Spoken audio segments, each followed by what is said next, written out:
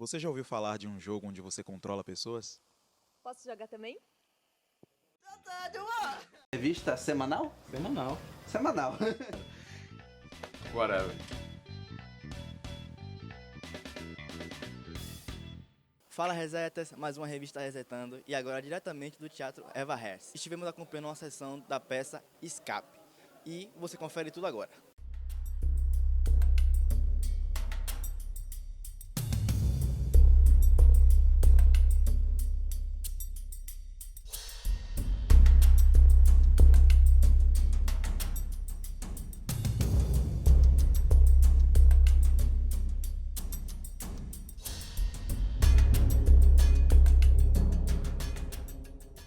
Então estamos aqui com a Ana Tá, que é a diretora desse espetáculo. Queria que você falasse pra gente, Ana, o que é o Escape? Escape é um jogo, só que ao invés de você jogar ele na sua casa, na frente de um computador, você vai vir jogar ele no teatro. Qual a inspiração de vocês em criarem algo nesse formato? Escape vem da vontade do grupo inteiro de criar algo que realmente toque o público. Então a gente entende que hoje a gente vive no meio de nativos digitais, de pessoas que customizam, que controlam, que têm interatividade com quase tudo na vida. Então a nossa busca e acho que a nossa chama propulsora foi criar algo que tocasse as pessoas de fato.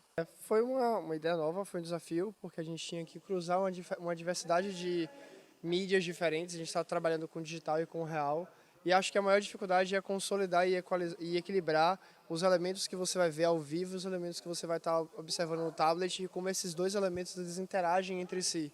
Então acho que a maior dificuldade é você conseguir equalizar todos esses elementos e ainda assim condicionar tudo a uma narrativa, a uma história que seja consistente e a uma mecânica de jogo que permita a interação do público com esse cruzamento desses dois elementos.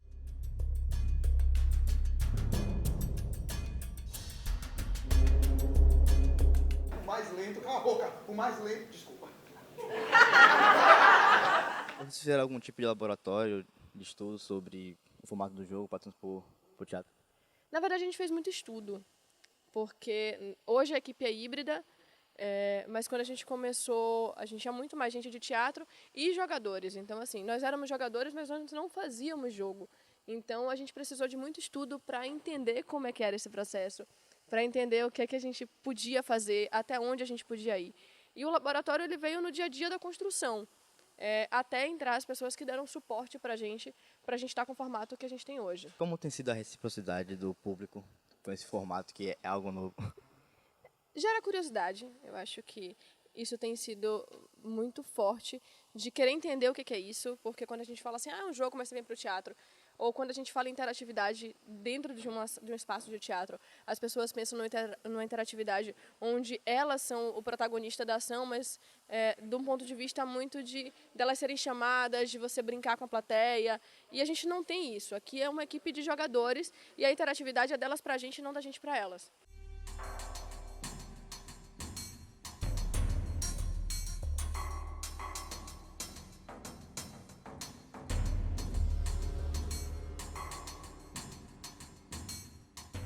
Dos seus jogos favoritos, quais trouxeram inspirações para você poder desenvolver o jogo? Eu acho que os jogos que eu vou citar provavelmente são os mesmos jogos de um monte de gente. A gente tem um clima meio obscuro, meio tenebroso, meio terror, que a gente pega muita coisa de Silent Hill, esses jogos de terror assim.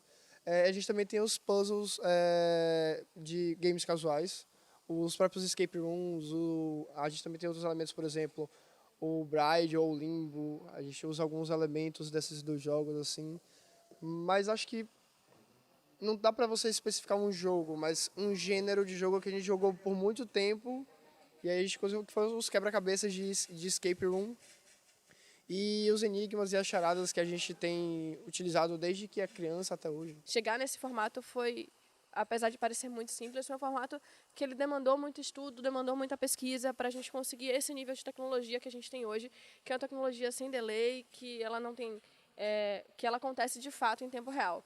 Então a gente pensa em crescer, extrapolar isso. A Era ela trabalha com a ideia de você criar realidades alternativas. Então, desde coisas que estão dentro do nosso universo, até extrapolar esse universo e criar jogos com uma tecnologia, enfim, mais dinâmica. E, enfim, a gente tenta... Agora é um processo de construção, de fato. A gente tem um produto que ele funciona, que claramente ele dialoga com o público, e a ver como é que a gente pode crescer isso. Então, tem sido assim fantástico ver o público chegar aqui falando: eu vim assistir, e você descobre que ninguém está aqui só para assistir.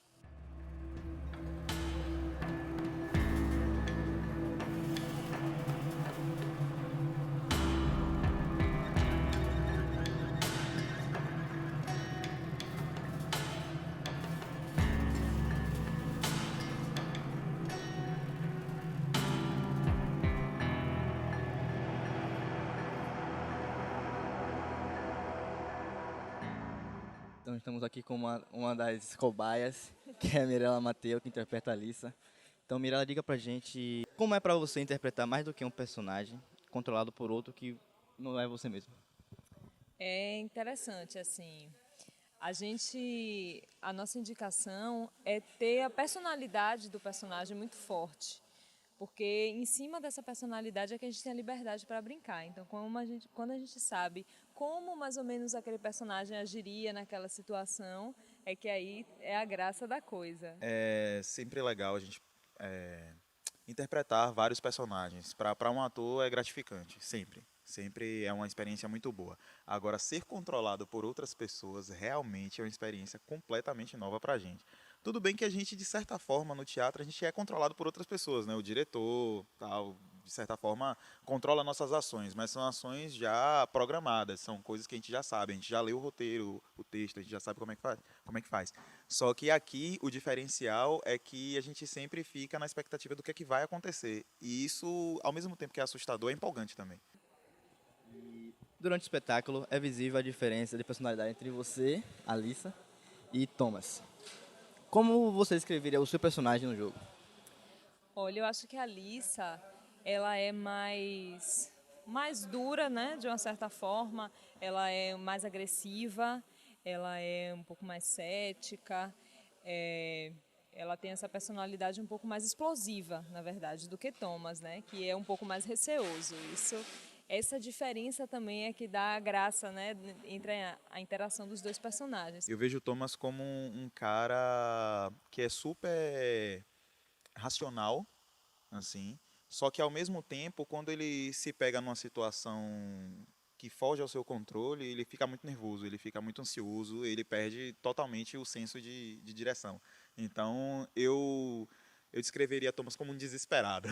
Como você fica quando o jogador se aproxima de acertar os enigmas do jogo ou falha perto de...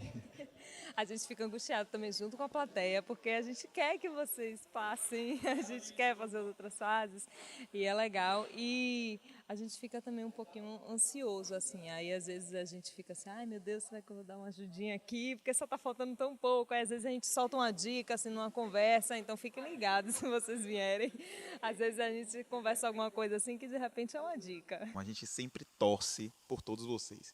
A gente sempre torce. Então, claro que tem um pouco daquilo, né? A gente não sabe se vocês realmente vão acertar e a gente sabe mais ou menos se vocês estão seguindo a direção certa, porque a gente já sabe o que é que vai acontecer. Então, a gente meio que torce, não, vai por aqui, vai por aqui. Ah, ele vai acertar. A gente já sabe que vai acertar, pronto. Aí, ou então, se falha, a gente, né, que pena. Não foi dessa vez. Mas, sem sombra de dúvidas, a gente sempre torce.